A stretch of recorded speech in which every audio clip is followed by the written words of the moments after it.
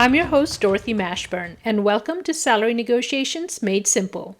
Here I show you how negotiating does not have to be overwhelming. I break the entire process of negotiating into easy-to-learn steps that you can use in any salary negotiation situation. Whether you're starting a new job or preparing to ask for a raise, expect to receive practical, actionable strategies that are based on real-life experiences. I'll be sharing tips that have been proven to work, where professionals like you have netted anywhere from $10,000 to $75,000 more in compensation. It's payment for the skills you already bring, so you need to know how to ask for payment for that value. Are you ready to learn how to boost your earnings? Let's dive in.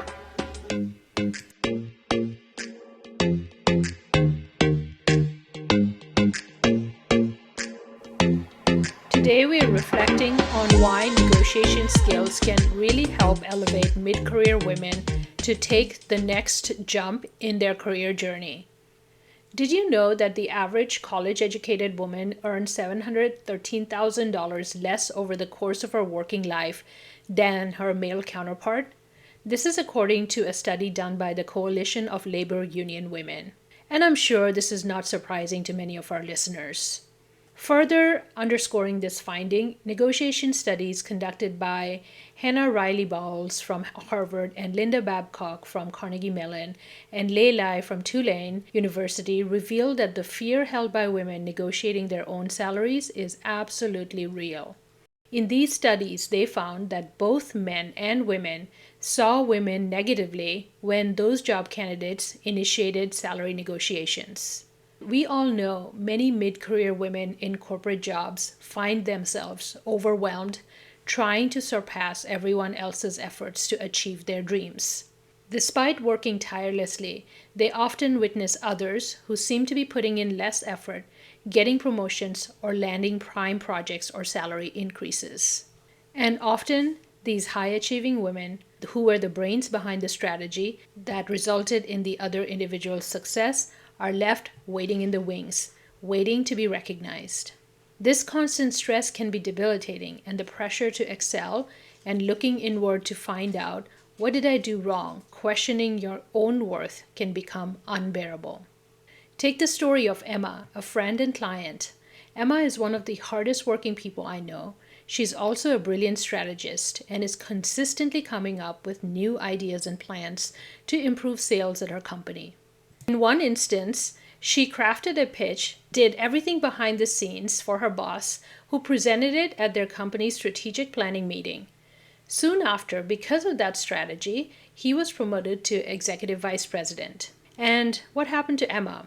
Well, she waited for him to recognize her or promote her. But that day never came. And sadly, this was not the first time. Her ideas often reshaped the company's trajectory, yet she'd find herself on the sidelines, cheering on others who'd been rewarded or promoted ahead of her. We all know that Emma's story isn't unique. She represents countless high-achieving women who find themselves sidelined, watching as others claim both their work and the recognition that actually belong to them. This is a common narrative. High-achieving women often work twice as hard, but despite their brilliance and diligence, they frequently remain in the shadows, while they're always elevating others to the spotlight. Like many high-achieving women, I've faced my fair share of challenges, especially as one of the few women of color in boardrooms. The effort I invested was usually double, constantly pushing myself because I felt the need to prove my worth over and over and over again. I also grappled with a balancing act, trying not to come off as too nice, too aggressive, too passionate, or too emotional, all while watching others take credit for my ideas and accomplishments, leaving me feeling stuck and overshadowed. I remember days when I felt out of place, unable to engage in conversations about golf, football teams, or March Madness.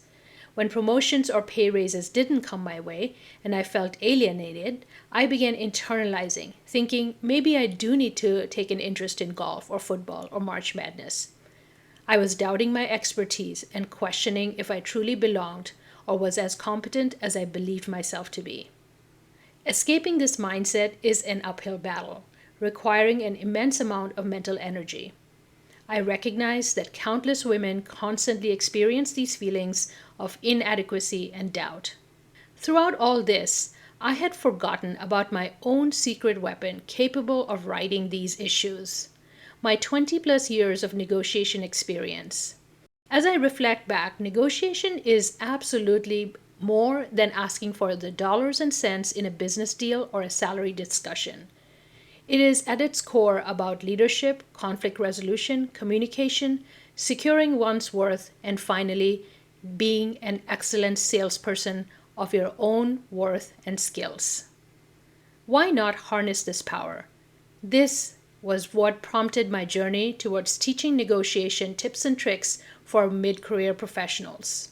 While systemic biases continue to be a significant challenge, negotiation allows us to tap into universal concepts that resonate with everyone.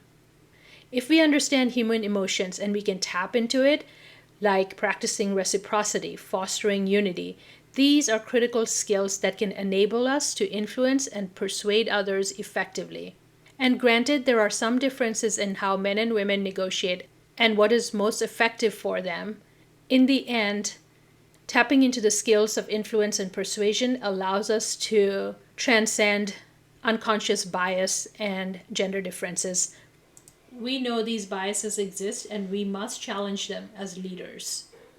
And as we see the tremendous growth of artificial intelligence and global competition reshape the corporate world, collaboration, we find, takes precedence over rivalry.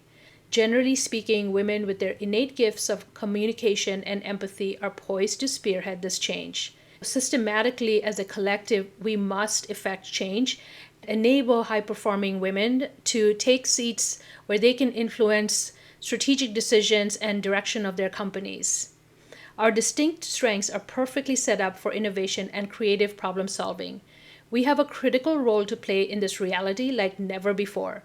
We must, for our sake and for the collective, acquire the skills that empower us to discern between genuine critique and bias, speak up when someone else takes credit for our work, confidently step out of the shadows, and ask to be paid for the value we bring. It's vital for both our personal fulfillment and society's advancement that we flourish in our careers. In summary, there is significant change that needs to happen both from within us and outside us. Women negotiating for themselves often undersell their value. Usually they are under $7,000 to $10,000 less than their male counterparts. When extrapolated over a 40-year career, this deficit balloons to over $500,000 to $700,000. However, the interesting thing is when women negotiate on behalf of someone else, they actually tend to do better than men do in negotiations. So there is a critical lesson to be learned here. Can we reframe a negotiation to say we are negotiating for our best friend when in fact that best friend could be our own self? If we are able to reframe, then we can secure and extract value like never before from any negotiation situation. Women do have to play a balancing act so they do not appear threatening. What works for men, being humble, might be seen as weak for women. What is seen as strong in men could be seen as not nice in women. So the point is to stick to objective data and make your point calmly and consistently. The final note on this is, those of us who have read Lean In and are bought into Sheryl Sandberg's ideas collectively agree that systemic bias is once again making us change who we are. I counter that we work on both sides in parallel ways. Make this existing system work for us, and then start working on systemic change from inside and outside. Waiting for things to change has resulted in 2 decades of the gender pay gap remaining consistently stuck at 80 cents to the dollar that men make for the same job. At the current rate, the gender pay gap isn't scheduled to close till 80 years from now.